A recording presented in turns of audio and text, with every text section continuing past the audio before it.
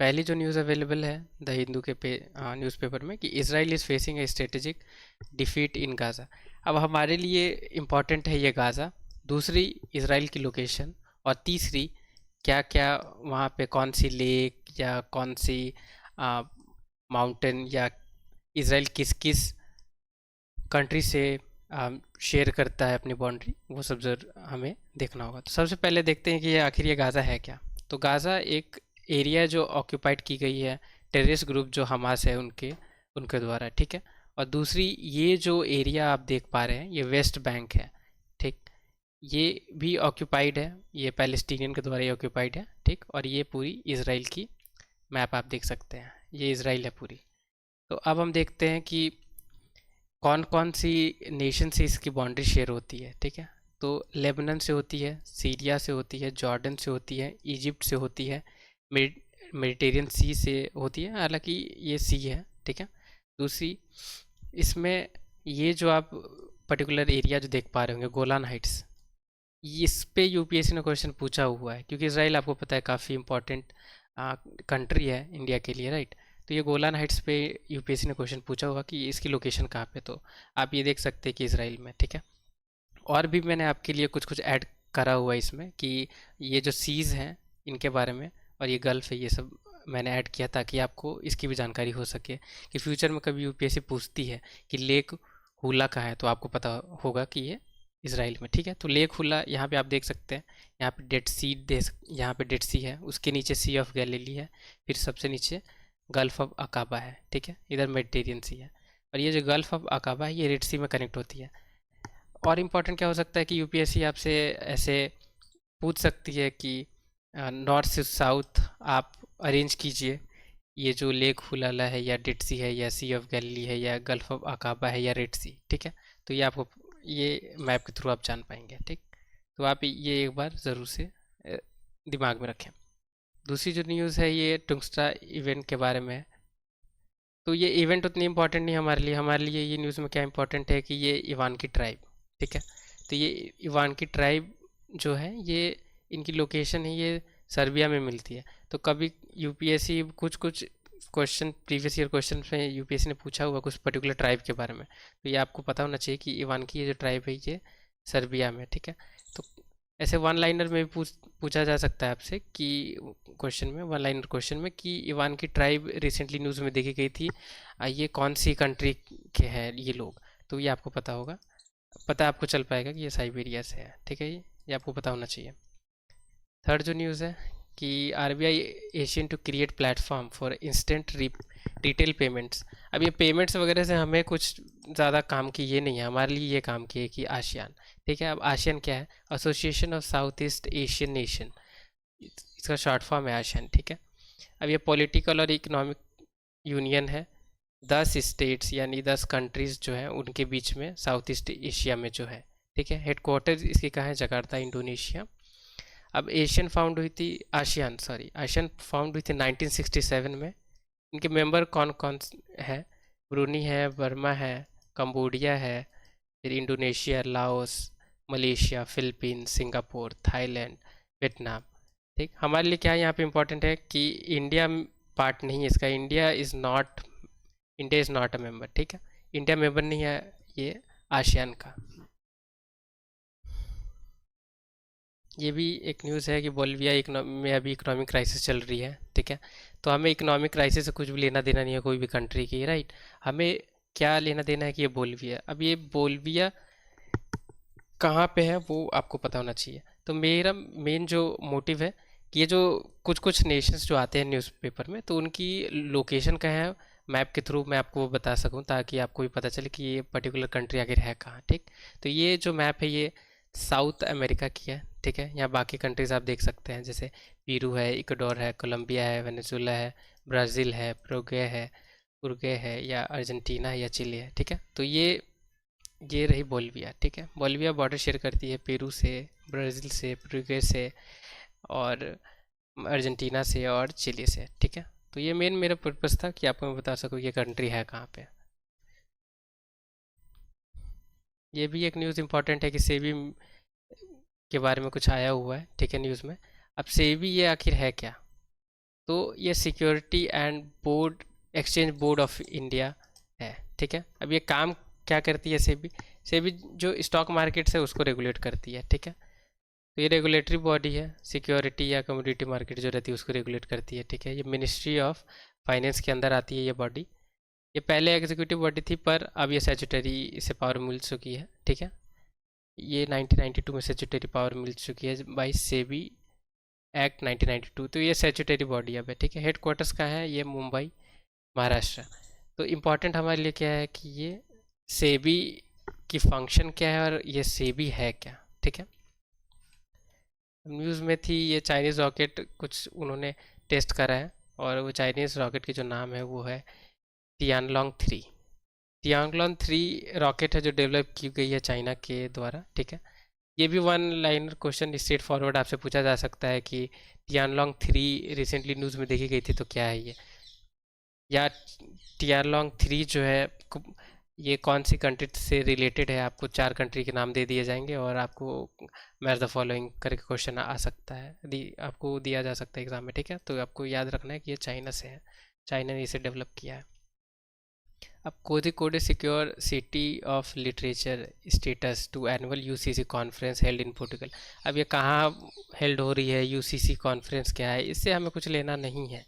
हमें सिर्फ ये लेना है, लेना देना है न्यूज़ में कि ये यूनेस्को क्या है, ठीक है। आप हालांकि ओवरव्यू में ये याद रख सकते हैं कि कोझिकोड को सिटी ऑफ लिटरेचर का स्टेटस मिला है।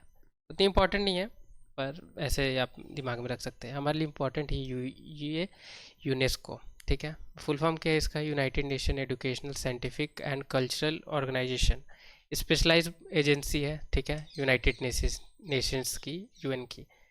ये काम क्या क्या करती है?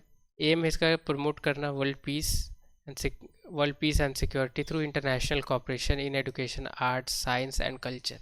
ये डायरेक्ट स्टेटमेंट भी आपको यूपीएससी पूछ सकती है आपसे, ठीक है। तो ये आप थोड़ा सा एक बार ध्यान में रखें। हेडक्वार्टर्स कहाँ है इसकी? पेरिस, फ्रांस में है, और ये फॉर्म हुई थी 1945 में, ठीक। तो ये आज़ादी के टाइम से पहले की है, तो आप इसे याद रख सकते हैं। अब ये यूनेस्को हमारे लिए क्यों इम्पोर्टेंट है? ये जो दो चीज़ें हैं जो यूनेस्को रिलीज़ करती है, एक तो list of intangible culture heritage और दूसरी वर्ल्ड हेरिटेज साइट्स, ये हमारे लिए इम्पोर्टेंट है।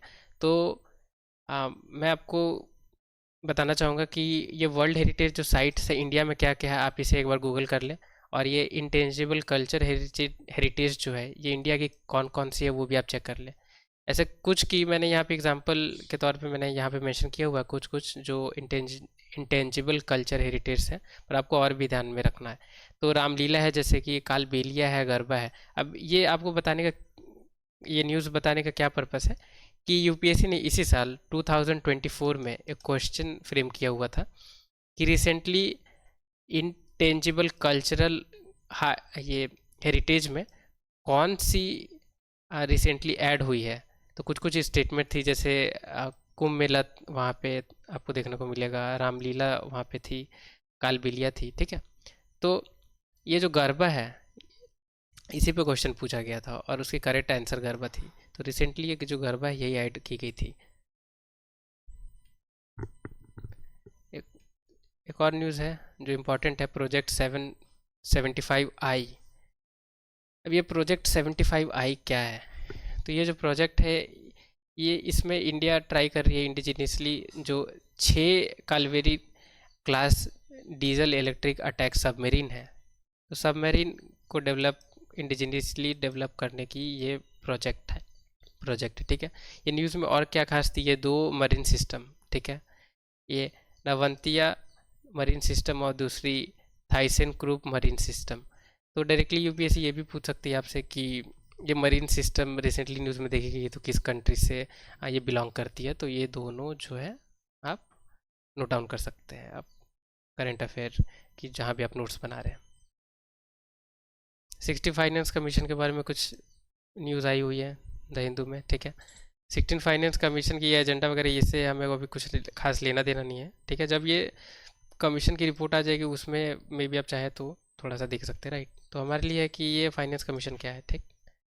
तो आर्टिकल 280 के तहत ये कंस्टिट्यूट की जाती है, ठीक है। अभी इसके चेयरमैन कौन है 16 फाइनेंस कमीशन के? तो डॉक्टर अरविंद पनगारिया, ठीक है, जो वाइस चेयरमैन नीति आयोग के रह चुके हैं, फॉर्मर है, ठीक है।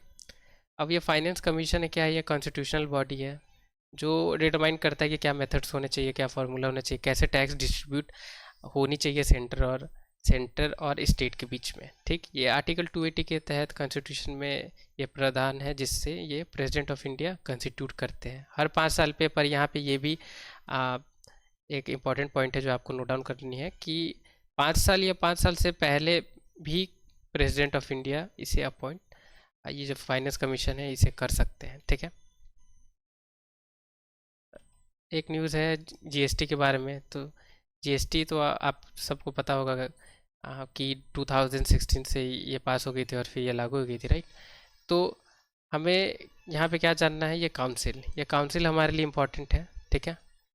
तो आर्टिकल 279A के तहत जीएसटी काउंसिल क्रिएट फॉर्म की गई है और ये इसे फॉर्म किया गया है प्रेसिडेंट द्वारा, ठीक है। चेयरमैन ये काउंसिल का कौन है? फाइनेंस मिनिस्टर ऑफ इंडिया रहते हैं, ठीक। इन तो वोटिंग पावर क्या क्या है? 1/3 रहेगी सेंटर की और 2/3 रहेगी स्टेट की। कोई भी डिसीजन अगर टैक्सेस में चेंजेस अमेंडमेंट करनी होती है तो वो होनी चाहिए या नहीं होनी चाहिए, वो डिसीजन जो ली जाएगी वो 3/4 मेजॉरिटी से ली जाएगी, ठीक है। अब 101 अमेंडमेंट से ये जीएसटी पास हुई थी। ये अमेंडमेंट इंपॉर्टेंट है, ये आपको पता होना चाहिए। अभी लास्ट न्यूज़ है, ठीक है, एनएचआरसी के बारे में। तो ये न्यूज़ उतनी इम्पोर्टेंट नहीं है हमारे लिए, पर ये एनएचआरसी हमारे लिए इम्पोर्टेंट है, ठीक है। अब ये एनएचआरसी क्या है? नेशनल ह्यूमन राइट कमीशन, ठीक है। तो ह्यूमन राइट कमीशन के बारे में न्यूज़ आई है। ये इस्टेब्लिश हुई थी 1993 में और ये स्टैट्यूटरी बॉडी है, ठीक है। आपको याद रखना है कि ये कॉन्स्टिट्यूशनल बॉडी नहीं है, ठीक है, ये स्टैट्यूटरी बॉडी है और ये प्रोटेक्शन ऑफ ह्यूमन राइट्स 1993 के तहत इसे बनाया गया है। अब इसके चेयरमैन कौन है? Retired chief justice of India रहेंगे। अब इनके मेंबर कौन कौन से होते हैं? एक जज सुप्रीम कोर्ट, एक मेंबर रहेंगे जज जो सुप्रीम कोर्ट के रहेंगे वो रहेंगे, या जो chief justice of India high court के हैं वो रहेंगे, ठीक है।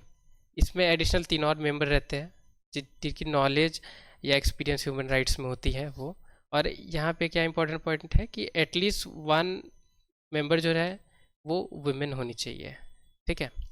तो यूपीएससी यहाँ आपको ट्रिक कर सकती है, तो ये आपको याद रखना है कि एक मेंबर 3 में से एक वुमेन होनी चाहिए। अब इन्हें सेलेक्ट कौन करता है, ठीक है। तो ये सेलेक्टिंग कमेटी होती है जो रिकमेंड करती है प्रेसिडेंट को, फिर प्रेसिडेंट अपॉइंट करते हैं, राइट। तो सिलेक्शन कमेटी में कौन कौन से मेंबर होते हैं? कि सिलेक्शन कमीशन में कौन कौन मेंबर होते हैं? वो हैं प्राइम मिनिस्टर जो चेयरमैन होते हैं, ठीक है। फिर स्पीकर ऑफ लोकसभा होते हैं और यूनियन होम मिनिस्टर होते हैं और leader of opposition in both the houses of parliament, ठीक है। तो ये मेंबर रहते हैं सिलेक्शन कमेटी के जो रिकमेंड करते हैं प्रेसिडेंट को, ठीक है। थैंक यू सो मच ये वीडियो को वॉच करने के लिए। उम्मीद करूँगा कि काफ़ी हेल्पफुल ये वीडियो आपके लिए रही होगी। अगर वीडियो आपको पसंद आई होगी तो ज़रूर आप लाइक करें, ठीक है, और चैनल को सब्सक्राइब करें ताकि आपके लिए और भी अपकमिंग वीडियोस जो रहेंगी उनको आप वॉच करके कुछ अपनी नॉलेज को एक्सपेंड कर पाएँ, ठीक है। और भी मैं आपके लिए वीडियोस, सेपरेट वीडियोस लेके आऊँगा, कुछ जो इंपॉर्टेंट टॉपिक्स रहेगी पेपर में अवेलेबल जो रहेगी उस पर।